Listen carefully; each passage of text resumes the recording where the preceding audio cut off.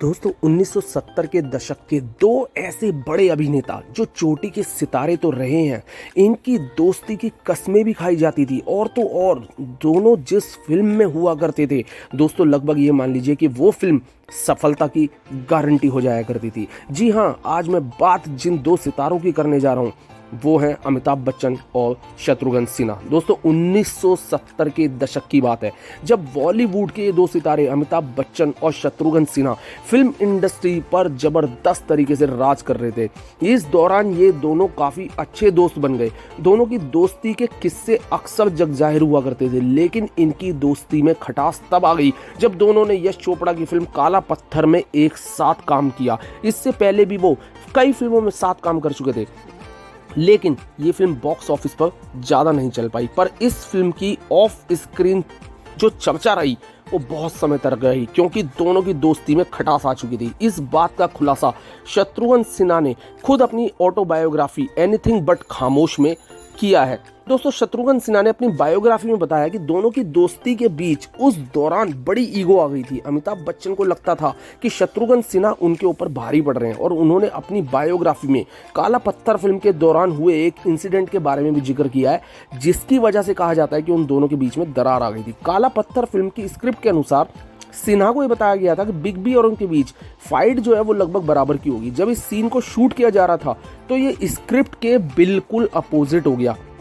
दोस्तों अमिताभ बच्चन सीन के दौरान शत्रुघ्न सिन्हा को बहुत बुरी तरह पीट रहे थे। सेट पर जब मौजूद शशि कपूर को कुछ आभास हुआ कि ये कहीं ना कहीं कुछ गलत हो रहा है, तब उन्होंने दोनों को अलग करवाया। इसके बाद शत्रुघ्न ने साथ काम करने से मना कर दिया, जिससे शूटिंग 3-4 घंटे रुक गई। इस बात से अमिताभ बच्चन भी कहीं ना कहीं और ज्यादा नाराज हो गए। इस फिल्म से पहले दोनों में बहुत गहरी दोस्ती थी, लेकिन फिल्म के दौरान काफी कुछ चीजों में बदलाव आया, जो सिन्हा ने अपनी ऑटोबायोग्राफी में बताया भी है। अगर अमिताभ के साथ वाली कुर्सी खाली भी होती थी तो अमिताभ उन्हें इसके लिए ऑफर नहीं करते थे, और तो और अगर एक ही होटल में दोनों ठहरे होते थे तो अमिताभ कभी भी उन्हें कार से चलने के लिए ऑफर नहीं करते थे। इस तरह जो चीजें बदली और जो बदलाव आया, उससे कहीं ना कहीं शत्रुघ्न जो थे वो काफी हैरान और परेशान थे।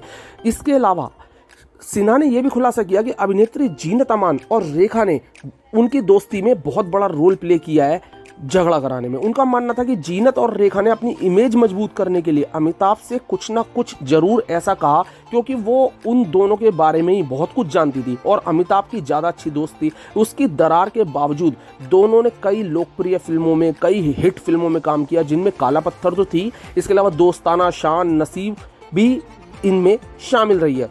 शत्रुघ्न ने यह भी कहा कि बच्चन उनके साथ स्क्रीन स्पेस साझा नहीं करना चाहते थे, क्योंकि उनके काम को जो रिस्पांस मिल रहा था वो उसे अच्छी तरह देख पा रहे थे और इनसिक्योर थे। शत्रुघ्न ने यह भी बताया कि उन्हें बहुत सी फिल्मों को ऐसे ही जाने दिया और बिग बी की वजह से कई फिल्मों के साइनिंग अमाउंट तक वापस कर दिए। हालांकि शत्रुघ्न सिन्हा ये भी मानते हैं कि अमिताभ बच्चन के साथ उनके कुछ मुद्दों पर नाराजगी, असहमति रही, जिसकी वजह से दोनों के बीच में खटास आई, लेकिन बच्चन परिवार से उनका हमेशा से एक गहरा लगाव रहा है। 2016 में मुंबई में उनकी ऑटोबायोग्राफी लॉन्च हुई थी। इसमें बिग बी ने भी स्टेज पर मंच साझा किया और अपने दोस्त को बुक लॉन्च होने की बधाई भी दी थी। तो शत्रुघ्न सिन्हा भले ही उनकी दोस्ती में उतार चढ़ाव आए हों, लेकिन कहीं ना कहीं अपने आप को एक दूसरे से दोस्त ही मानते हैं और एक दूसरे से कनेक्ट ही फील करते हैं।